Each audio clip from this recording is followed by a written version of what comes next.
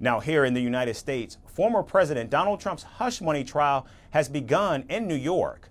Prosecutors and Trump's attorneys delivered their opening statements, followed by initial testimony of the first witness.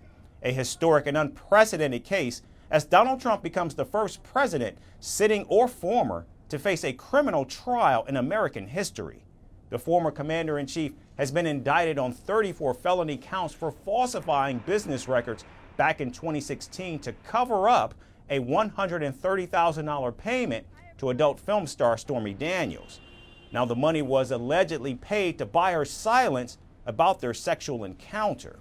The prosecution also accused Donald Trump of breaking the law by attempting to interfere with the 2016 elections by trying to deceive voters about the alleged affair. Defense lawyers told the jury that the former president did not commit any crime and that the case in Manhattan held no merit. In fact, Donald Trump called the hush money trial an attempt by President Joe Biden to ruin his election campaign. Thank you very much. I just want to say before we begin, these are all Biden trials. This is done as election interference. Everybody knows it.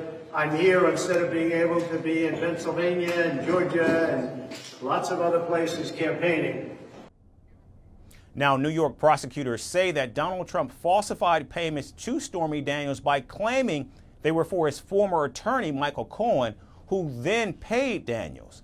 Cohen says that he sent the money to Daniels on Donald Trump's direction. However, the former president's defense says that Cohen is lying about his bookkeeping.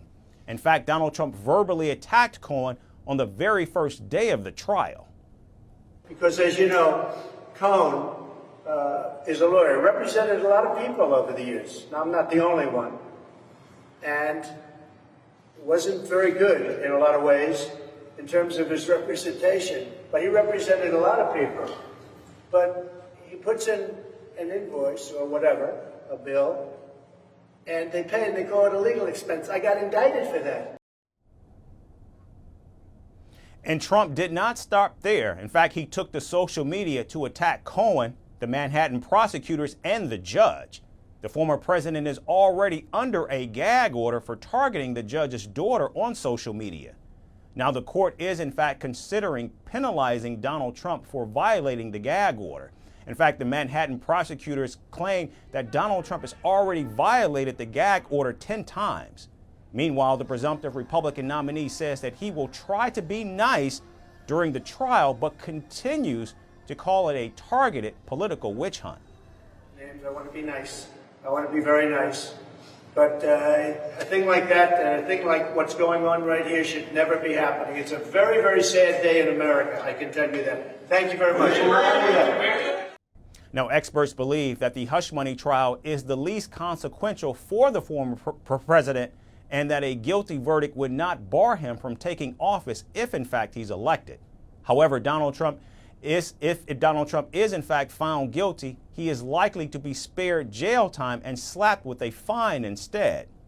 But with at least 91 felony counts lined up, Donald Trump's political fate rests with the outcome of this and other pending criminal trials.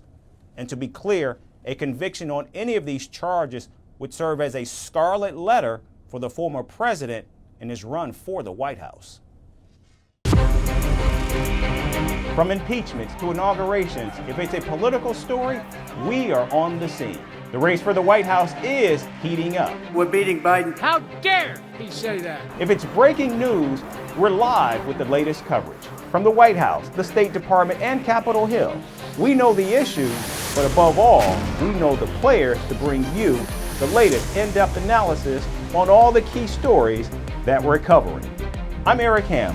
Join me from Washington here on Firstpost America.